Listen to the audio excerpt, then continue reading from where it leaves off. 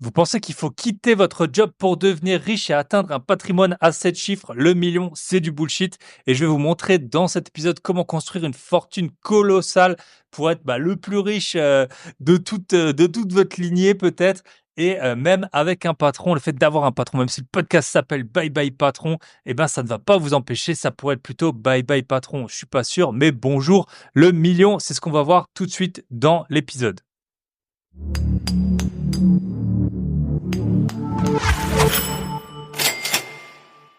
Nous sommes en 2025, vous êtes toujours sur le podcast de l'immobilier, la liberté et des gros billets. Et donc aujourd'hui, on va voir comment atteindre le million d'euros de patrimoine même en étant salarié.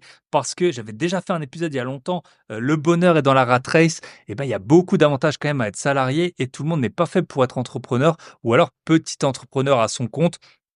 Et on va voir comment atteindre le million d'euros de patrimoine en étant salarié et avec tous les avantages qu'on a quand on est salarié. Avant de démarrer, merci pour les écoutes du podcast avec Sam. Donc, on a fait un épisode sur la crypto. Sam, il a expliqué comment il a fait fois 1000 sur une crypto. Comment générer 14% sur des stablecoins, donc sur des cryptos dont le cours ne varie pas, 14% d'intérêt, ce qu'il est possible d'avoir en ce moment. Et là, bon, c'est un peu du bullshit. Et d'ailleurs, on va faire un live sur le sujet. Donald Trump, il y a son investiture qui aura eu lieu 2 jours avant l'apparition de ce podcast, et il a créé un meme coin. Voilà, on l'a analysé, etc., pour montrer, ça, c'est pas forcément les projets sur lesquels on va, mais en tout cas, l'épisode, il a super bien fonctionné. Et si vous voulez en savoir plus sur la crypto, on a fait une formation. Elle est vraiment à un prix défiant toute concurrence, un prix de lancement jusqu'au 29 janvier. Alors forcément, on va voir dans le podcast, d'ailleurs, on me dit toujours, mais Thibaut, toi, tes formations, elles sont pas chères. Comment ça se fait? En plus, tu as l'Académie des gros billets, dans lesquels les gens, ils ont accès à des milliers de contenus, enfin, plutôt des dizaines et des dizaines de contenus. Tout simplement, on va le voir, c'est parce que tout ce qui est autour du podcast, c'est pas ma source de revenus, ni principale, ni secondaire, ni tertiaire. Mais voilà, déjà, ça paye tous les frais autour du podcast, notamment aussi les rencontres que je peux faire avec plein d'entre vous. Et surtout, si en fait, ce qu'on donne gratuitement, ça n'a pas de valeur, donc, si jamais je donnais tout ça, tout ce contenu gratuitement, eh ben, je sais très bien, surtout là sur la crypto, les gens ils s'accrocheraient pas, ils passeraient pas à l'action. Alors que là, j'ai des dizaines et des dizaines même des centaines d'avis 5 étoiles, que ce soit sur Amazon, que ce soit sur Trustpilot avec Michel ou avec les membres de l'Académie des gros billets. Vous avez tous les renseignements sur grosbillets.com. Donc, profitez de la formation. Vous avez toujours une garantie satisfait ou remboursé. Si vous n'êtes pas satisfait, vous m'envoyez juste un email. Thibaut, je suis pas satisfait de la formation. Vous avez 14 jours, je vous rembourse intégralement. Donc voilà. Et par contre, pour les avis, merci à ceux qui m'ont laissé des avis 5 étoiles sur Apple Podcast. J'en avais parlé que j'ai moins de un avis toutes les 3000 écoutes.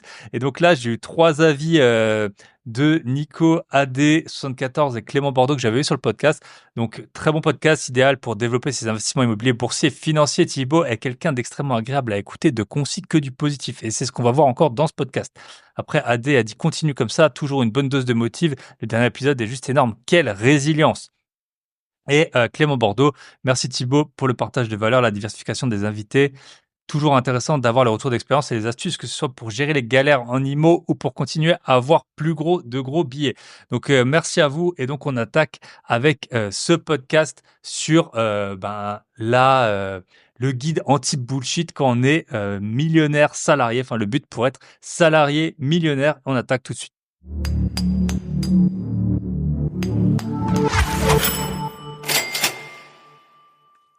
Et donc, je vous ai fait un plan, je crois que c'est un plan en 6 étapes sur comment devenir millionnaire en étant salarié. Et puis, je vais vous donner le plus d'exemples possible des actions que moi j'ai pu entreprendre qui m'ont vraiment dirigé vers un patrimoine. Maintenant, vous le savez sûrement si vous écoutez, j'ai des dizaines de lots, j'ai encore signé 3 appartements la semaine dernière.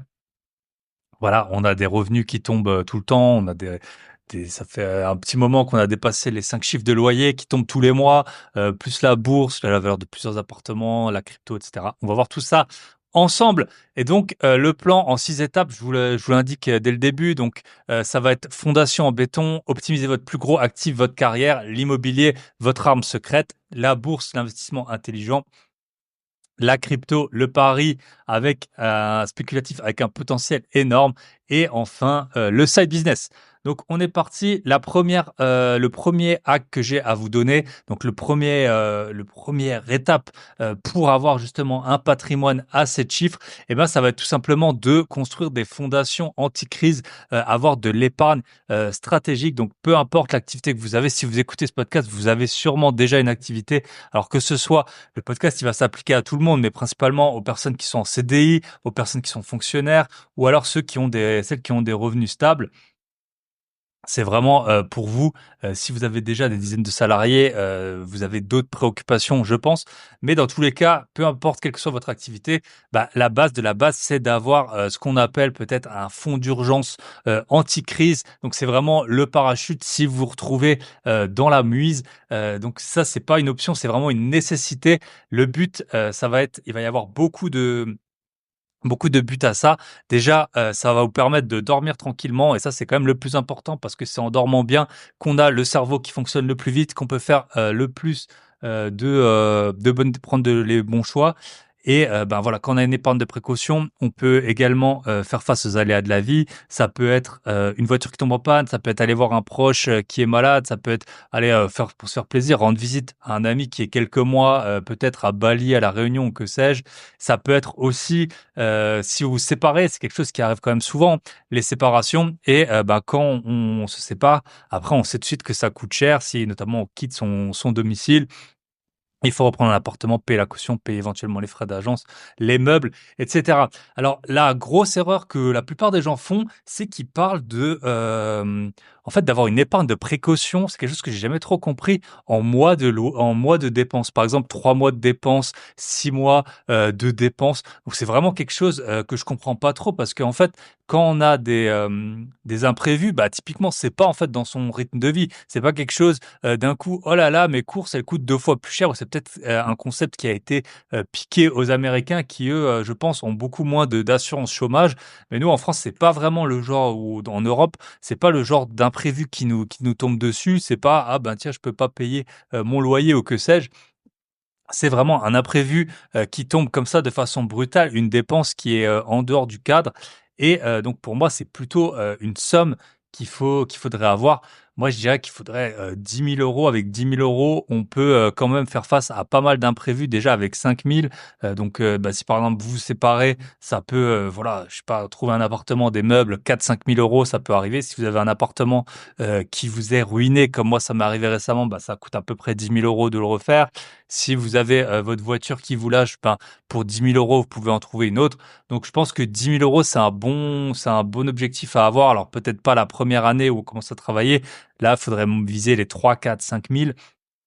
Et ensuite, à avoir 10 000, je pense que c'est vraiment un bon montant. Mais en tout cas, ne pas commencer à parler en mois de dépenses, c'est vraiment quelque chose que je comprends pas. Et ouais, je pense que les gens qui parlent comme ça, c'est juste qu'ils se sont pas, vraiment posé la question. Donc ça, pour avoir, bah, ces fonds nécessaires, bah, je vous le donne en mille, il faut dépenser, moins que ce qu'on gagne. Donc au début, quitte à habiter, surtout si on commence sa carrière, quitte à habiter dans un logement un peu moins cher, voilà, peut-être ne pas avoir de voiture au début, ne peut-être pas, voilà, faire des vacances qui sont trop chères. Le point aussi qu'il faut regarder, c'est aussi la fréquence. Même si vous allez pas dans des hôtels de luxe, si un week-end sur 2 vous êtes, en vadrouille, comme c'est mon cas, le plus souvent, bah, je vois bien le budget que c'est, hein. C'est, je sais pas, entre 10 et 20 000 €, que j'ai de frais de déplacement comme ça par an. C'est sûr que c'est pas quelque chose qu'on peut se permettre au départ. Donc voilà, couper au maximum, au moins jusqu'à avoir, ces, 5 000 € ou 10 000 €. Moi, cet argent, ça va être de l'argent qui doit être hyper vite, actionnable. Donc, je l'ai par exemple, j'ai, un livret A. Voilà, il y a pas du tout de mal à avoir un livret A. Il est rémunéré à 3 encore à l'heure actuelle. Là, ça va baisser à 3 net, d'impôts et franchement, il y a pas beaucoup de on va le voir après, on peut faire beaucoup mieux avec la bourse et l'immobilier. Mais 3 net d'impôt pour, un quelque chose sans risque, si on habite en France, bah, ça fait quasiment du 5 brut. Bah, il y a peu de placements qui sont comme ça aussi rapidement disponibles et qui proposent, du 5 brut. Donc ça, 1er point pour atteindre le million, bah, déjà avoir, ses fondations, anti-crise, l'épargne stratégique.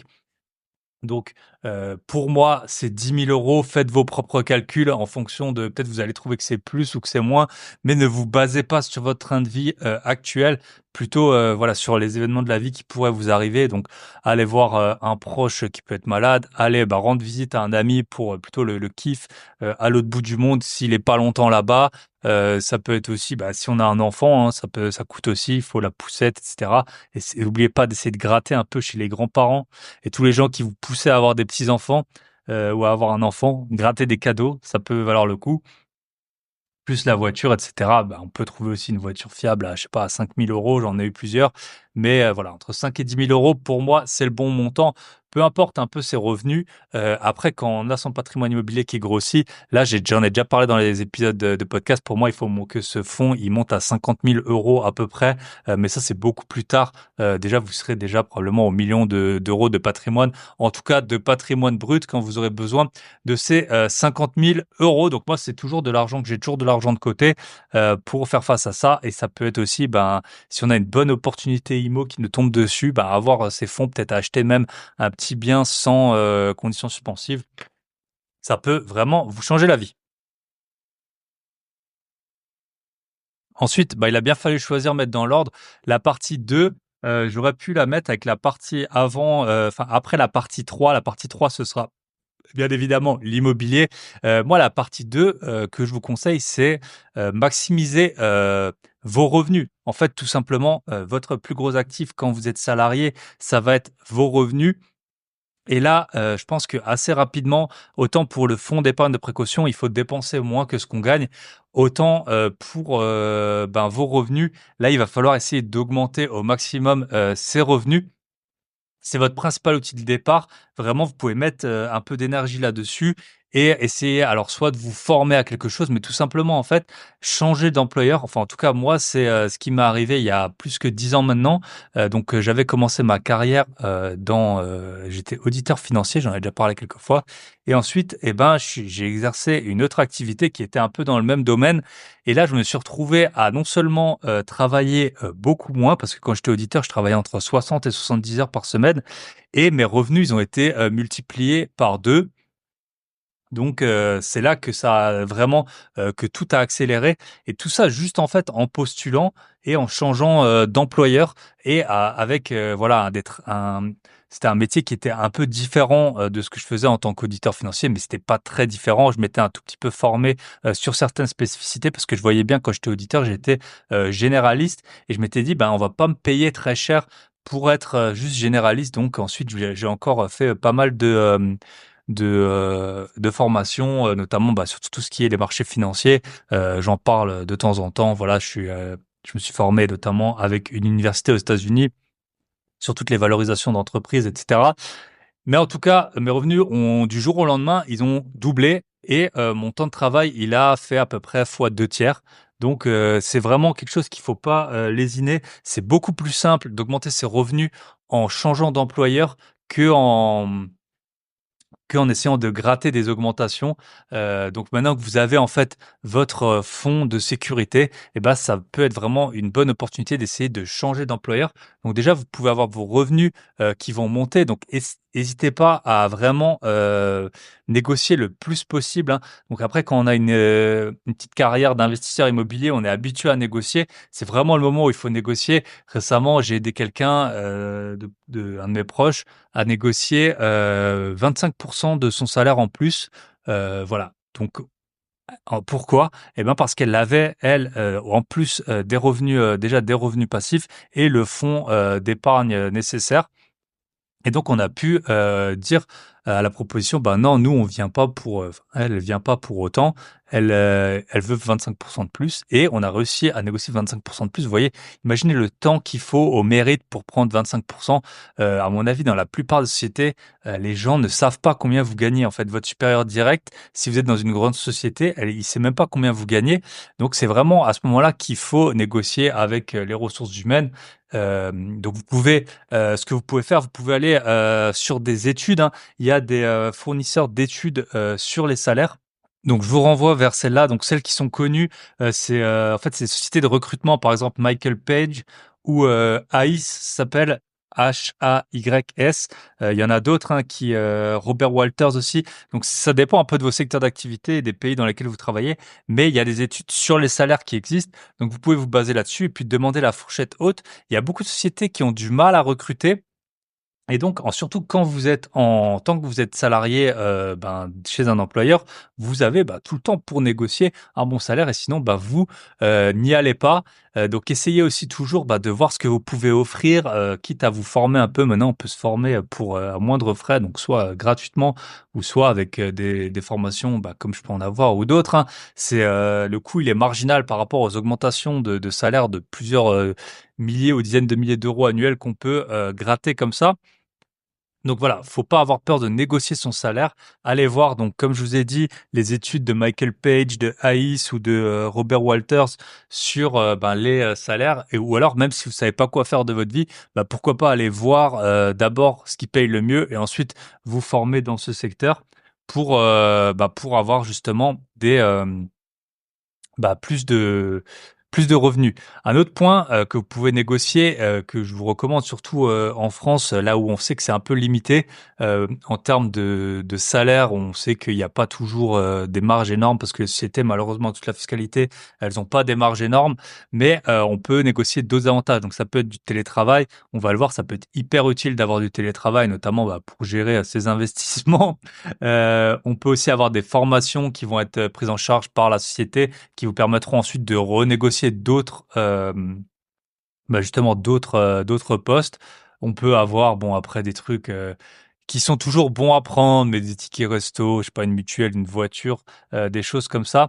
Donc, regardez un peu tout ce que vous pouvez négocier et rien n'empêche de négocier à la fois votre salaire et du télétravail, par exemple, ou après les tickets resto, les mutuelles, ça c'est plutôt à l'échelle de la société. Mais ça peut être vraiment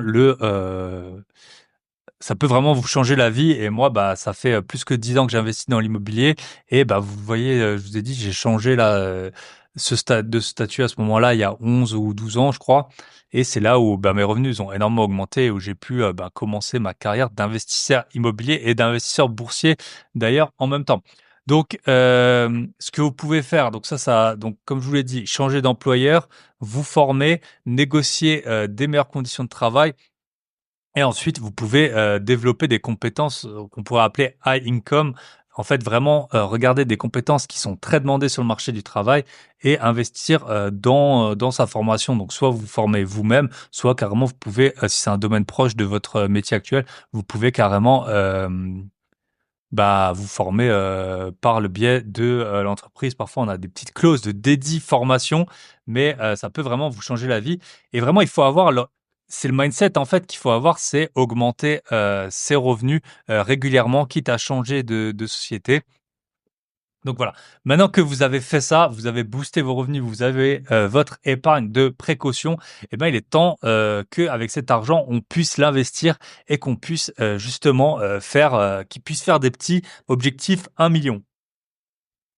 Ça y est, vous avez votre épargne de précaution, vous avez, des revenus, qui sont stables. Alors si vous avez réussi à les faire augmenter, je sais que ça va pas se faire du jour au lendemain, mais ça peut, vraiment être, un plus.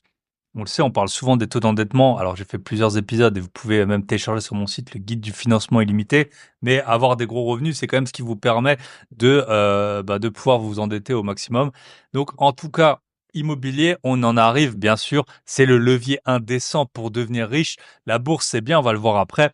Mais l'immobilier, c'est vraiment là, surtout si on part de zéro, comme ça a été mon cas et comme je vous le souhaite pas, mais c'est très probablement votre cas. Si partir de zéro, ça a beaucoup d'avantages. Au moins, on doit rien à personne et on a trouvé nous-mêmes les solutions. Donc, si vous partez de zéro ou même si vous partez de plus loin, investir dans l'immobilier. Donc, comment est-ce que je ferais si vous le savez pas, avec Michel, mon associé, ça fait plus que 3 ans qu'on accompagne des investisseurs. On en a accompagné des dizaines. Et ils ont tous trouvé des biens rentables. Donc, on est à largement plus de 5 millions d'euros d'achats. Donc, vraiment, on a une bonne vision, hein, sur les débuts de l'investissement immobilier. D'ailleurs, si vous voulez nous rejoindre, vous pouvez prendre un appel gratuit avec nous. Vous allez sur clubinvest.fr, sinon vous m'écrivez Instagram, Telegram, un mail, info@bybypatron.net. Vous savez comment faire. Et donc l'immobilier, c'est vraiment le domaine que je maîtrise le mieux. Donc là, ce que je vous recommande de faire, c'est ce que je recommande à tout le monde, c'est de commencer petit. Pourquoi? Bah, vous avez peut-être entendu l'épisode il y a 2 semaines avec Christelle, ou celui avec Alexia de Story Travaux, ou celui avec Pink Fear. Les immeubles, elles ont perdu à des centaines de milliers d'euros. Elles se sont vraiment retrouvées dans des situations qui sont très délicates, très difficiles. Elles ont dû faire preuve de beaucoup de résilience pour faire face à ça, et elles sont encore parfois dedans. Donc l'immeuble, en tout cas pour moi, c'est à bannir de votre premier achat immobilier, à moins que vous maîtrisiez très très bien les travaux. Peut-être que c'est votre domaine. Mais en tout cas, il faut commencer petit. Moi, donc j'avais fait plusieurs investissements à l'étranger, mais le premier appartement que j'ai acheté en France, je l'ai acheté 23 000 €. Je l'ai encore, hein, je vous en ai déjà parlé plusieurs fois. Je rembourse 86 € par mois et je l'exploite en location courte durée à peu près 1 000 € de chiffre d'affaires hors ménage depuis. Donc vous voyez un peu, carrément, ça peut représenter facilement 50% d'un salaire avec 23 000 €. Alors pour rien vous cacher, j'ai fait des travaux, il y a eu les frais de notaire. En tout, il m'a coûté peut-être 35 000 €. Je dis pas que c'est quelque chose de simple, sinon j'en aurais 100, mais si je l'ai trouvé. Cette année encore, j'ai acheté un bien à 57 000 €, que, j'exploite en location courte durée, et bah, on a fait, à peu près entre 800 et 1 000 € par mois également avec, ce bien depuis le début.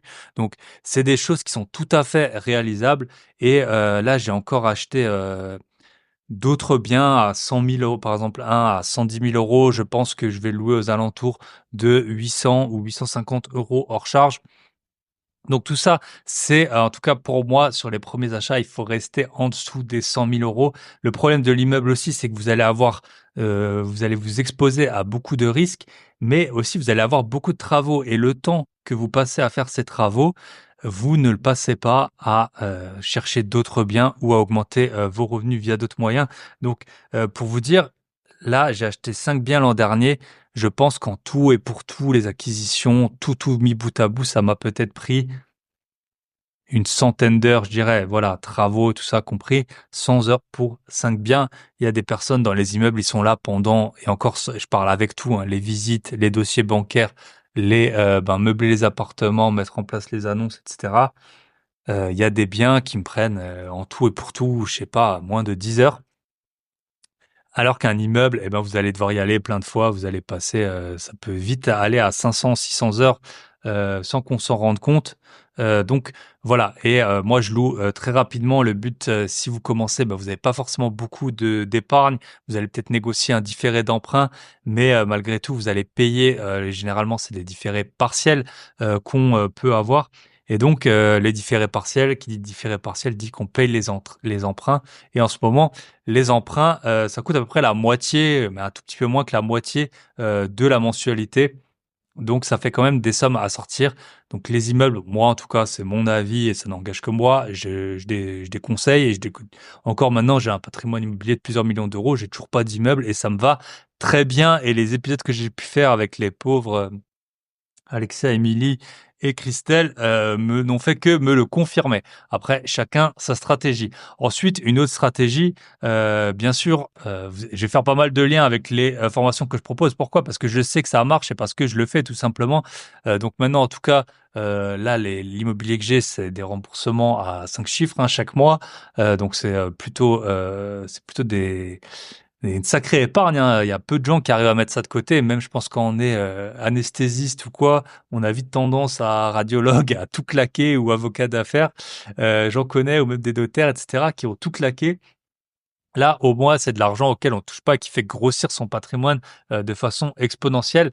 Après, donc, l'autre conseil que j'aurais, c'est si vous habitez dans une ville qui est pas trop chère. Donc, moi, je dirais qu'il faut que ça coûte moins de 4 000 € le mètre carré, plutôt même moins de 3 000. Acheter sa résidence principale, ça peut être vraiment un bon investissement, et surtout, en fait, pas trop grand, mais si possible avec au moins 2 chambres ou une annexe. Ou si vous êtes en couple, vous pouvez acheter également une maison avec une petite annexe et louer cette annexe. Donc j'ai déjà eu Nils sur le podcast. Lui, il loue une partie de ça. On a fait aussi un épisode de podcast privé sur le mouvement FIRE avec Nils. Et ben, il loue une partie de sa résidence principale qui doit représenter peut-être 10% entre 10 et 20% de la superficie, et ça lui paye, je crois, les deux tiers de son crédit.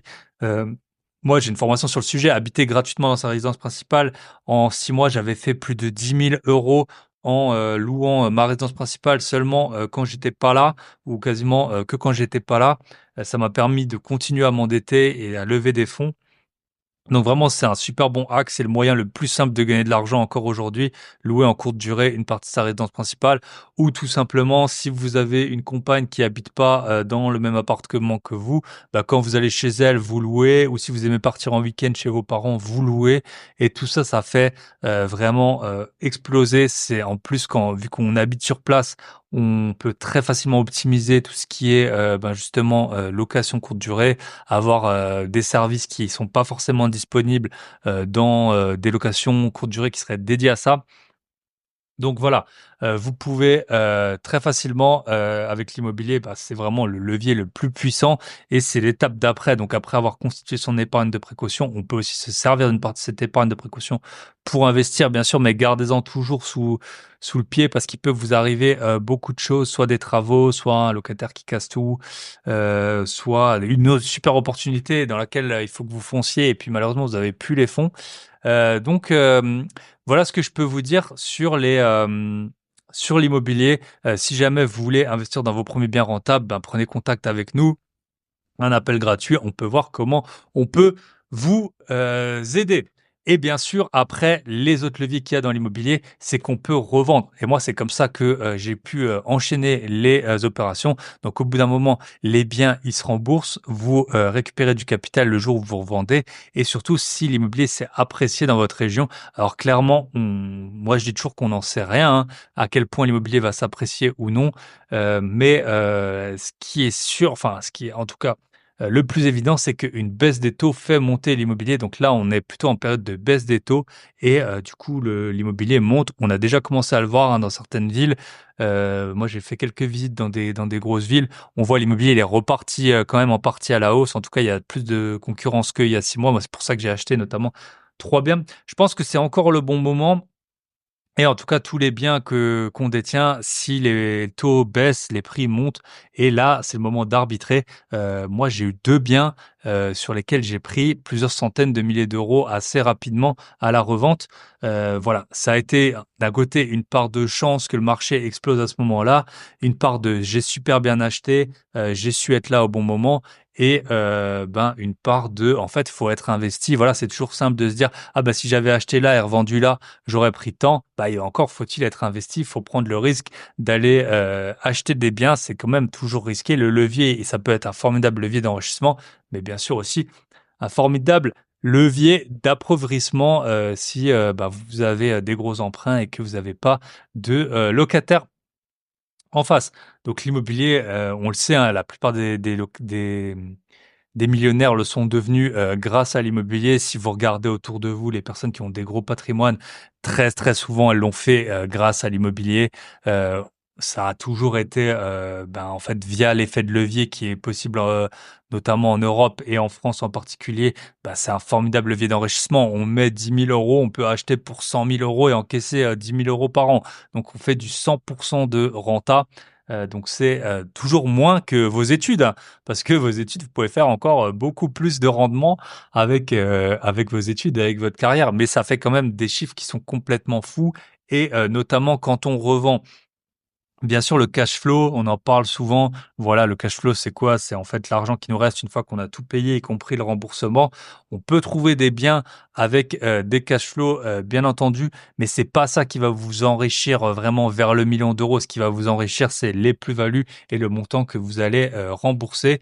Et le plus on s'endette, on, euh, le plus on s'endette, le plus on rembourse, hein, globalement. Et donc après, il faut aussi voir que si on s'endette sur 20 ans, alors dans 20 ans, le bien il sera payé, mais surtout dans 7 ans ou dans 10 ans, un tiers, voire la moitié du bien sera payé. Et 7 ans, franchement, ça passe malheureusement très vite. Mais en tout cas, on peut déjà prendre des dizaines de milliers d'euros comme ça. Donc le plus tôt on achète, le mieux c'est. Et on attaque avec la section 4, le pilier numéro 4. Et ben, le point numéro 4.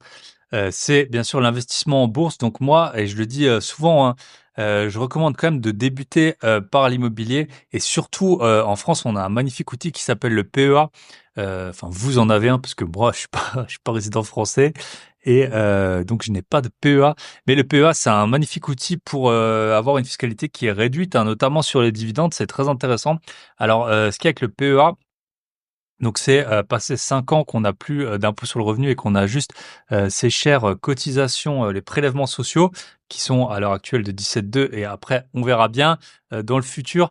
Mais, donc ouvrir un PEA, c'est vraiment une bonne idée même si on investit très peu. Comme ça, on fait courir au moins le délai, de 5 ans et en plus, il y a plein de, PEA, enfin il y a plein de courtiers qui, vous donnent, des bonus pour ouvrir votre PEA. Si vous voulez que je vous en donne, que je vous donne les courtiers que j'utilise, vous m'écrivez un email et vous pouvez récupérer jusqu'à plus que 200 € grâce au lien que je pourrais vous, envoyer, bien entendu. Donc, vous pouvez m'envoyer un email info@bybypatron.net ou, vous m'écrivez directement sur Instagram.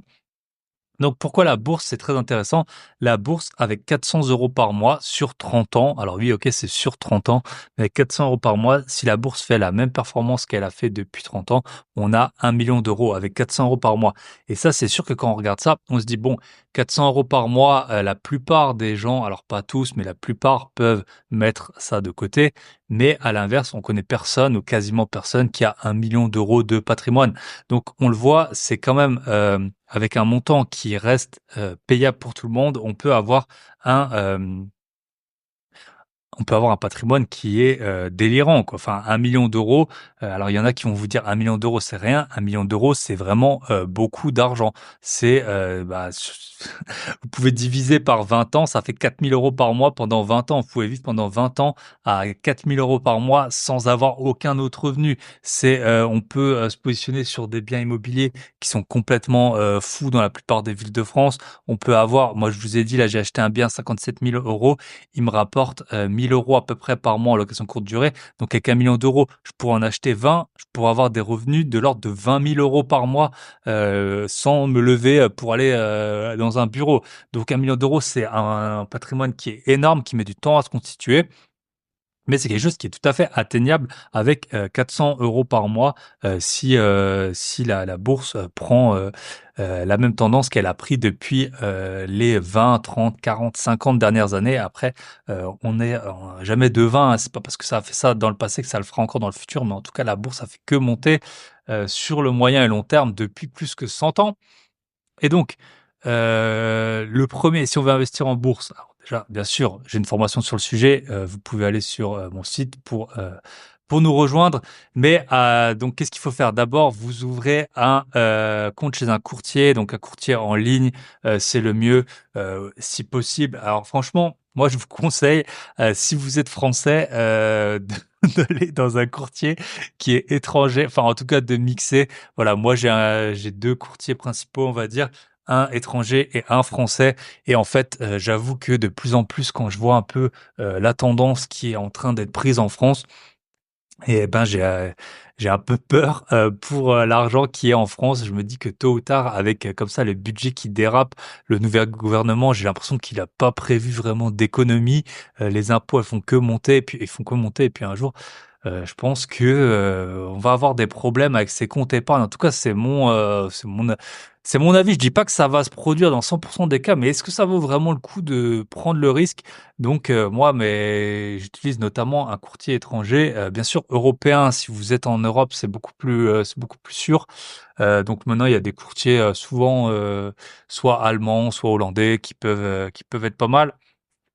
En tout cas, tout ça pour dire, choisir un bon courtier, une banque en ligne, en général, vaut mieux éviter sa banque physique, ou, après les plateformes qui sont toutes nouvelles.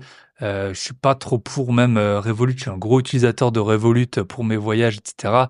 Mais je trouve que enfin, j'ai jamais trop creusé, mais je sais qu'ils ont eu un moment, ils ont eu un disclaimer of opinion, sur leur, compte audité. Donc voilà, j'ai pas envie d'avoir trop d'argent chez eux. Après, c'est juste aussi que j'ai pas fait mes recherches, par rapport à Revolut en particulier.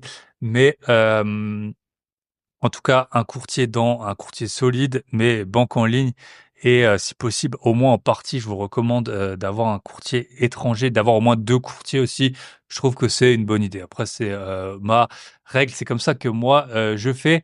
Ne pas essayer de timer le marché, ça c'est la base de la base. Si vous avez raté, 5 journées boursières, je crois, au cours des 20 ou 30 dernières années, vous avez raté quasiment la moitié de la performance, des marchés. Donc, il faut tout le temps être investi en bourse.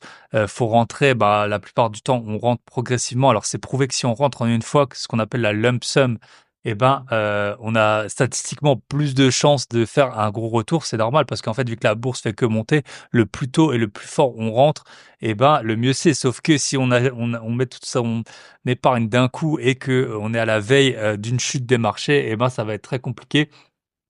Donc la plupart des gens rentrent en DCA et moi aussi, hein, donc en dollar cost average.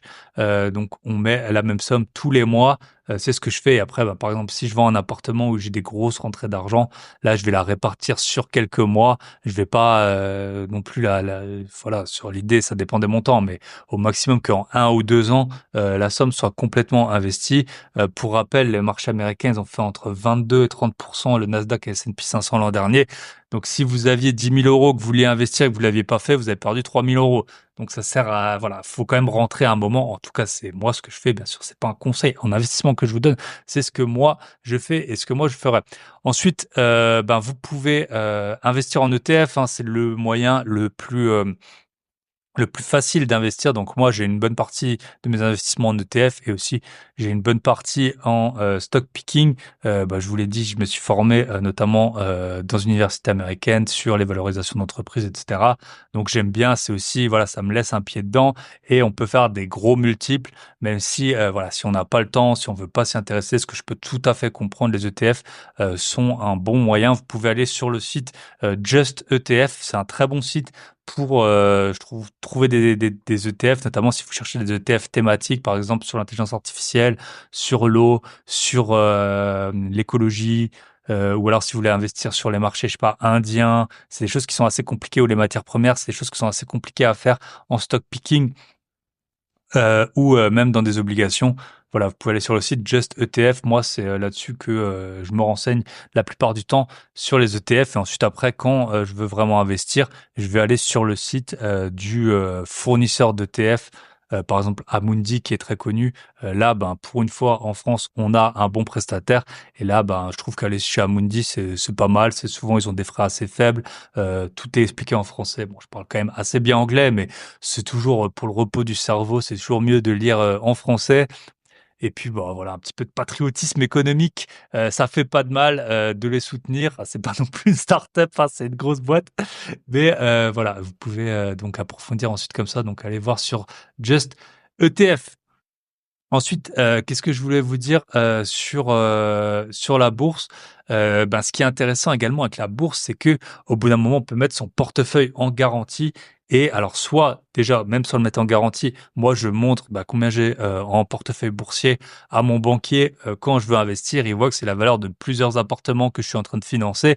Donc forcément, c'est une garantie pour lui, et après ce qu'on peut faire, c'est on peut faire du, crédit lombard où en fait son portefeuille, on le met en garantie et on tire des fonds. Et même bah, sur un des brokers principaux que j'utilise, un des courtiers principaux que j'utilise, là on peut directement retirer l'argent.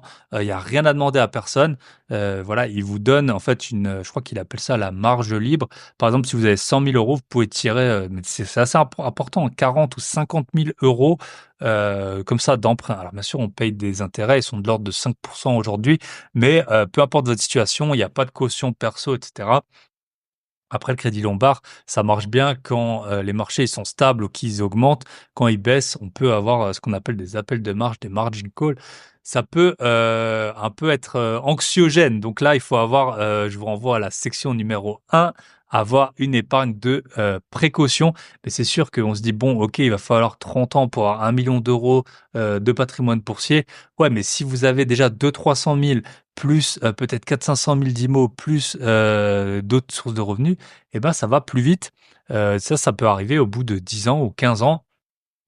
Et tout ça, surtout la bourse, alors l'immobilier, on sait, ça prend du temps, surtout, selon moi, en tout cas, ça prend beaucoup de temps d'acheter. Après, une fois qu'on l'a lancé, surtout si on fait pas de la courte durée, là, franchement, les appartements, ça prend très peu de temps. Il y a des appartements que je possède qui m'ont pris moins de 2 heures en 5 ans. Donc c'est vraiment, des il y a et après il y en a d'autres qui ont pris plus de temps, mais c'est surtout l'achat, hein, qui est long. La bourse, bah, là, vous avez rien à faire. Donc OK, ça peut être long, ça peut être 10, ça peut être 15 ans pour avoir des montants significatifs, mais pendant ce temps, bah, vous continuez à partir en vacances, vous continuez à profiter de votre famille, de vos enfants, de votre femme ou de votre conjoint. Voilà, la vie continue, vous en profitez à fond et puis, de temps en temps, vous allez au lit et puis le portefeuille, il a pris 1 000 €, 2 000 €. Alors il y a des jours, il a perdu aussi 1 000 ou 2 000 €, mais sur le long terme, quand on voit comme ça en vert des gros montants, bah, je vous dis que ça fait super plaisir et puis en plus, une fois que la machine est lancée, si admettons vous avez 20 000 à 30 000 € de plus-value latente, même si demain ça passe de 30 à 20 000, c'est pas si grave, c'est affiché en gros en vert sur votre broker, plus-value latente. Vous allez voir le banquier, vous pouvez lui dire: «Bah, regardez, moi je sais comment investir en bourse, j'ai 20 000, 30 000, 40 000 € de plus-value latente». Il va vous prendre, au sérieux et bah, voilà, ça vous permet aussi de bien dormir. En tout cas, moi, ça me permet de très bien dormir.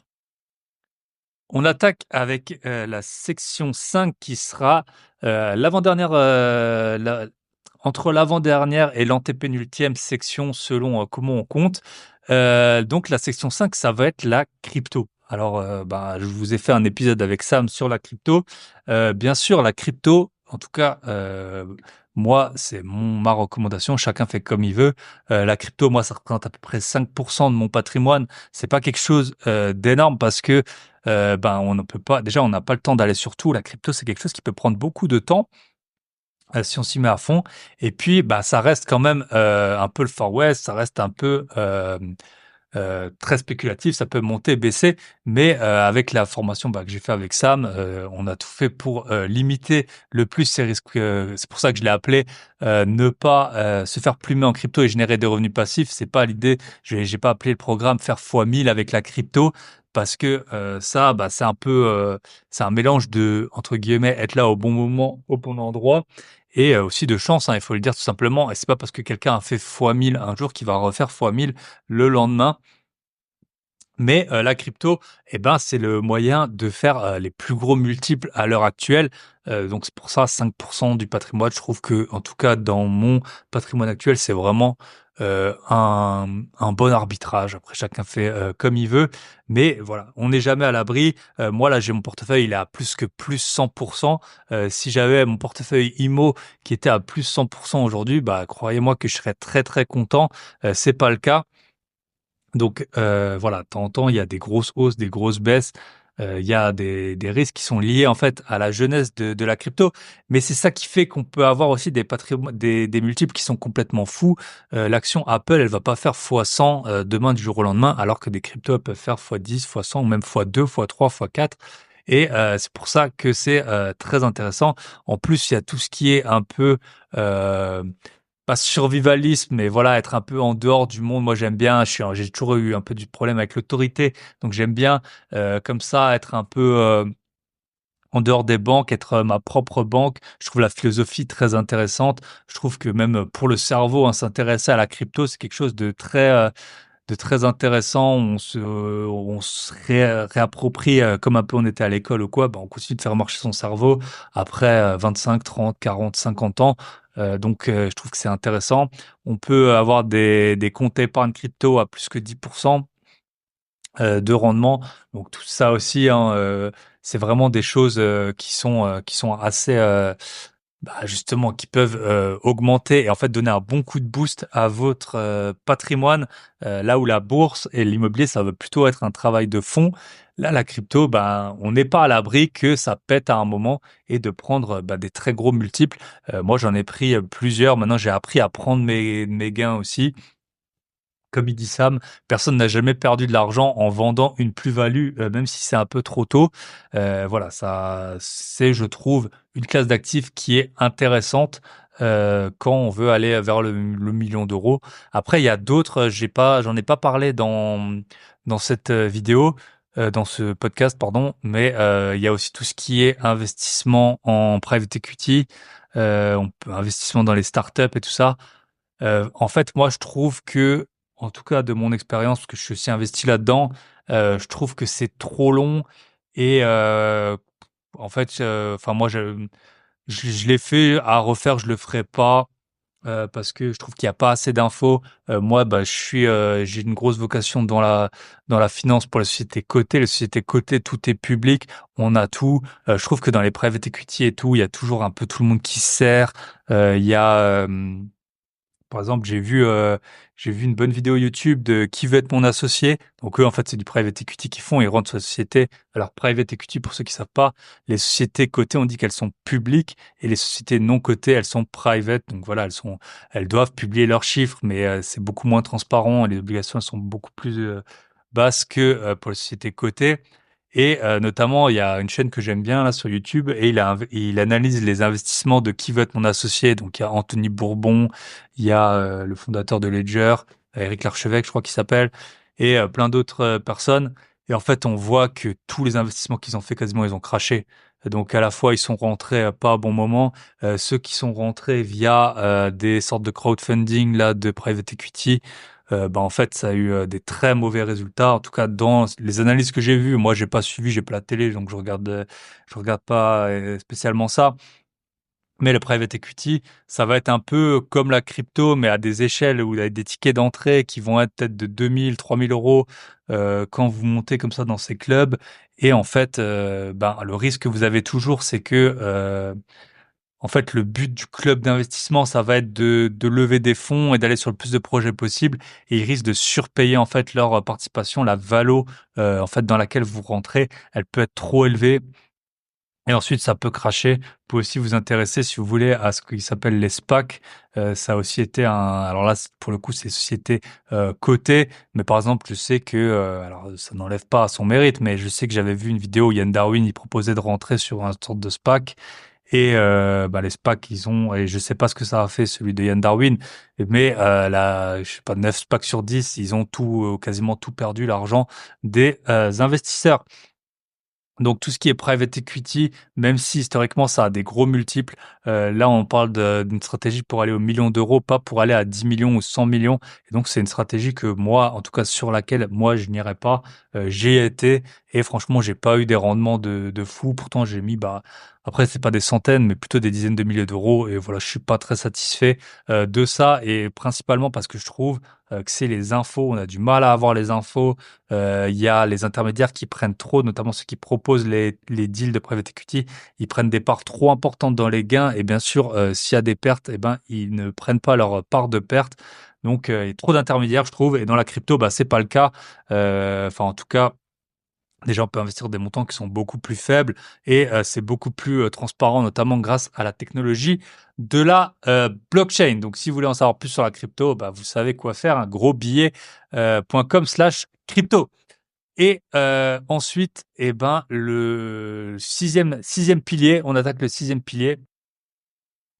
Le sixième pilier, c'est un pilier que je vous recommande et qui m'a apporté beaucoup de bonheur en dépendamment de l'argent. C'est en fait avoir un ou plusieurs side business. Donc, c'est tout simplement, en plus de votre activité principale, avoir un business à côté. Comme moi, en fait, c'est tout ce qui est autour du podcast, ben, des coachings des personnes que j'accompagne dans l'investissement immobilier ou ben, de toutes les personnes qui sont dans l'académie des Bourbiers et dans les formations. C'est un side business parmi d'autres. Vous pouvez, alors vous n'êtes pas obligé de faire un podcast ou une chaîne YouTube, mais trouver une autre activité à part.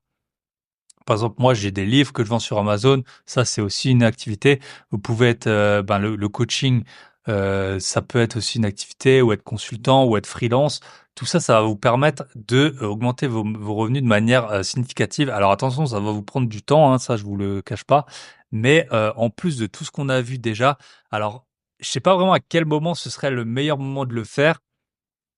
Et je l'ai mis là, parce que, bah, c'est quand même du temps qu'il faut se dégager. On en revient un peu à, en fait, quand vous avez négocié votre salaire, ou vos conditions de travail, bah, voilà, si, par exemple, si vous avez la chance d'habiter et la joie d'habiter en Île-de-France et de mêler le RER et la grisaille.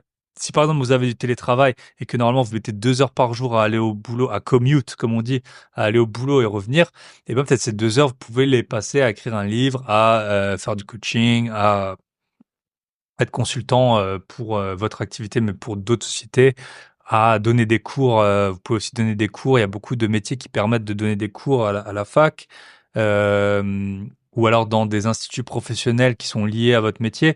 Tout ça, ça va vous apporter énormément. Alors le premier, c'est que ça va vous apporter des revenus supplémentaires. Le deuxième, c'est que ça va vous rendre plus résilient aussi, parce que si demain ça se passe mal avec votre employeur, admettons, eh ben, vous pourriez très bien, si vous donnez déjà quelques heures de cours, vous aurez déjà un pied dedans pour devenir prof peut-être à plein temps. Je connais quelqu'un qui s'était fait licencier et qui a du coup donné des cours par la suite parce que bah, elle était déjà plus âgée et qu'en fait, bah, elle retrouvait plus vraiment de travail, même si elle avait un gros poste très bien payé dans une société. Malheureusement, elle trouvait plus de travail bah, payé comme ça. Elle a pu donner des cours pour compenser ça. Et ensuite, vous allez avoir la gratification. Moi, c'est ce que j'ai et que on n'a pas dans son activité en général professionnelle. C'est en fait les gens. Vous allez vraiment avoir le retour direct. Ça dépend. Je sais pas quel métier vous faites, mais par exemple moi les personnes qu'on coach, j'ai eu Théo sur le podcast. Théo, qui est passé de 1 à 7 biens, qui est tout content, qui a pris en compétence, en connaissance et qui encaisse maintenant des gros loyers. Toutes les personnes qu'on a coachées pour l'immobilier, bah, elles sont super contentes quand on les voit en vrai. Souvent, on fait des événements, et ben, ça se passe super bien. On les connaît, ça nous fait de nouvelles connaissances. On est vraiment content d'avoir partagé avec elles. Les personnes qui se sont lancées dans l'investissement boursier, ma formation, j'ai sorti il y a 1 an, le marché américain, il fait plus 20 ou plus 30%. Bah, j'ai plein d'avis, plein de gens qui me disent, bah, grâce à toi, je me suis lancé. Voilà, les gains, ils sont, alors après, c'est pas moi qui ai, qui, qui ai fait monter le marché américain, mais tout ça, c'est, à la fois, on a des, comme un peu sur Airbnb, on a des notes 5 étoiles. Moi, sur le podcast, bah, j'ai des notes, j'ai, tous les retours des personnes que j'ai pu aider, pour lesquels aussi, bah, sur mon livre, j'ai vendu des plus que 1000 livres. Bah, pareil, j'ai des super bonnes notes sur Amazon. Tout ça, c'est hyper gratifiant parce qu'on a trois aspects en même temps. On gagne plus d'argent, on rencontre des personnes et souvent, en fait, bah, notamment les personnes qu'on coach, elles sont sur, en fait, la même longueur d'onde que nous. Souvent, bah, voilà, elles sont un tout petit peu plus jeunes ou un peu moins avancées forcément dans le process, mais elles ont en fait la même vibe, les mêmes objectifs que nous, le même mode de vie. Et du coup, bah, en fait, ça nous fait des bah, il y en a, c'est carrément devenu, des amis, mais en tout cas, ça fait des personnes avec qui on échange, avec qui on connecte et peut-être que, votre famille ou vos amis d'enfance ou même votre conjoint, eh ben, il est pas dans cet état d'esprit. Donc là, vous allez, en plus de l'argent créé, vous allez avoir, des gens avec qui vous allez super bien vous entendre. Alors ça va peut-être pas être 100%, mais même si c'est 50%, c'est énorme. Et après, en plus, vous avez un retour direct. Alors, ça peut être, par exemple, nous, les gens, bah, ils achètent les appartements, ils prennent des photos chez le notaire. Ça peut être des avis, bah, comme je vous ai dit, sur Airbnb, sur Amazon, etc. Et franchement, ça fait vraiment chaud au cœur parce que quand on est adulte, on n'est plus comme on est quand on est gosse, qu'on fait un dessin tout dégueulasse et que notre mère, elle nous dit: «Ah, mais c'est trop magnifique» ou «Ton bouquet de marron là, c'est magnifique». Non, quand on a un métier, en gros, personne nous dit: «C'est super bien ce que tu as fait». On estime souvent que, bah, si vous êtes salarié, que la paye qu'on vous verse, c'est largement, suffisant. Donc avoir, ce side business, ça peut être, vraiment, super intéressant. Donc commencer petit, il faut tester. Ça va prendre du temps, hein, ça va prendre du temps le plus souvent. Alors le plus simple, c'est, bah, si vous faites du coaching ou du consulting, là, ça va vous allez juste avoir à trouver des clients. Alors soit vous pouvez aller sur les plateformes, du style, Malt, Upwork, Fiverr, ou alors, bah, sinon vous pouvez, peut-être, via votre LinkedIn ou via les gens que vous connaissez déjà, et ben, faire cette activité en plus, voilà. Et après, ensuite, petit à petit, ça va grossir et même si vous faites que 300 ou 400 €, comme je vous l'ai dit, 400 € sur 30 ans, ça fait 1 000 000 d'euros. Donc même si vous dégagez 400 € par mois, alors ça va pas, vous allez pas dire: «Bye bye patron» avec ça, mais imaginez, vous avez, 400 € par mois grâce à ça, plus, moi comme mon appartement là que j'ai sur Airbnb qui dégage 1 000 € alors qu'il me coûte en tout peut-être 200 ou 300 avec les charges, taxes foncières et tout, plus votre salaire, plus éventuellement des dividendes qui tombent, plus encore un bien qui se rembourse tout seul, plus vous louez une partie de votre résidence principale et ça vous fait encore 300, 400, 500. Moi, ça montait à 1500 euros par mois alors que je louais pas tous les jours. Et ben, ça commence à faire quand même des chiffres qui s'additionnent. Ah, en sachant qu'en fait, le gros problème, pour laquelle les gens n'arrivent pas jusqu'au million d'euros, c'est en fait la fréquence des dépenses. Tous les mois, on a son remboursement d'emprunt qui part, c'est 1/12 de taxe foncière, son assurance de la voiture, tout ça, c'est des en fait, on a énormément de frais fixes, donc il faut multiplier les sources de revenus si on veut arriver à ce million d'euros. Sinon, on n'y arrive jamais parce qu'en fait, les dépenses fixes, elles tombent quoi qu'il arrive le premier du mois ou quasiment et donc après avoir toutes ces sources de revenus maintenant, moi, je reçois des centaines de virements par mois. C'est un truc de fou et c'est comme ça seulement qu'on arrive à s'enrichir parce que même si on a un métier qui paye très bien, juste le métier et ben, on va avoir, en fait, un revenu, tous les gens qui nous entourent peut-être dans ce métier, ils vont, en fait, son niveau de vie, il va tôt ou tard votre niveau de vie va tôt ou tard se mettre au niveau des gens que vous fréquentez dans votre métier. Si, eux, ils partent, en vacances, à Courchevel ou en Australie et ben, ça va vous titiller, vous allez pas aller au camping, des flots bleus. Donc, voilà, avoir toutes ces sources de revenus, selon moi, c'est ça, la recette magique pour devenir millionnaire. Et je vous l'ai pas dit, mais aussi, très important dans la si je dois faire un petit bilan, de mes points, donc si je reprends, on va les reprendre ensemble. Donc la première étape, c'était avoir des fondations, solides. Donc moi, clairement, j'ai commencé ma vie professionnelle, j'avais pas zéro, j'avais moins 4 000 parce que j'ai dû faire un emprunt pour acheter les meubles et payer, la caution de mon premier appartement. Par contre, j'avais, une belle Peugeot 306 qui avait 17 ans et à peu près 220 000 kilomètres que ma mère m'avait donné, dont j'étais très, très, très fier. Même j'ai roulé en Porsche, j'ai été beaucoup moins fier avec la Porsche qu'avec la Peugeot 306. Mais voilà, donc j'ai commencé de zéro, on va dire. Et bah, j'ai pu constituer assez rapidement ce fonds d'urgence. Comment je l'ai fait? Bah, je me suis barré de la France. Alors, c'était pas, enfin, si c'était pour avoir des revenus supplémentaires, donc j'étais mieux payé. Et j'ai beaucoup travaillé, fait beaucoup d'heures supplémentaires et tout. Donc je me souviens qu'au bout d'un an, je m'étais acheté une nouvelle voiture parce que j'avais un accident et j'avais épargné à peu près 20 000 euros et remboursé, enfin 16 000 je crois, et j'avais remboursé ces 4 000 euros d'emprunt. Je crois que je l'avais pris sur 2 ans l'emprunt. Non, 1 an, je crois que c'était 340 euros par mois. Donc voilà, donc pour vous dire ça, c'est comme ça que, bah, j'ai, eu mes bonnes, fondations anti-crise. Ensuite, ce que j'ai fait, c'est que j'ai, changé, bah, je vous ai dit il y a 11 ans, j'avais changé d'employeur. Donc là, mes revenus ont été multipliés par 2. J'ai travaillé moins et puis ensuite, bon, mon statut, il a évolué. Mais, c'est comme ça que ensuite j'ai pu, investir dans l'immobilier. Donc, pour la section 3, l'immobilier, donc j'avais acheté, ma résidence principale, c'était mon premier achat. Je l'ai revendu, quasiment 10 ans après, je crois. Bah, j'ai pris un bon ticket quand je l'ai revendu. Mon premier investissement locatif, pareil, j'avais fait un bon achat. J'ai pris, quasiment alors, bon, on était à 2 dessus, mais à peu près 100 000 € entre le remboursement et la plus-value. Donc ça m'a permis d'investir massivement, après en France. En France, bah, j'ai acheté mon premier appartement, c'était, l'appartement à 23 000 €. D'abord, c'était de la location longue durée et puis ensuite de la courte durée qui a les chiffres que je vous ai déjà donnés et puis là, j'ai acheté un bien, 2 biens, 3 biens et puis ensuite avec, Michel, on a acheté 5 biens par an pendant plusieurs années et bah, je vous avais fait un épisode de podcast sur, comment j'ai acheté 1 million d'euros d'immobilier en 2022. Là, en 2024, j'ai encore acheté, enfin 2024 plus 10 jours de 2025, de nouveau 5 biens.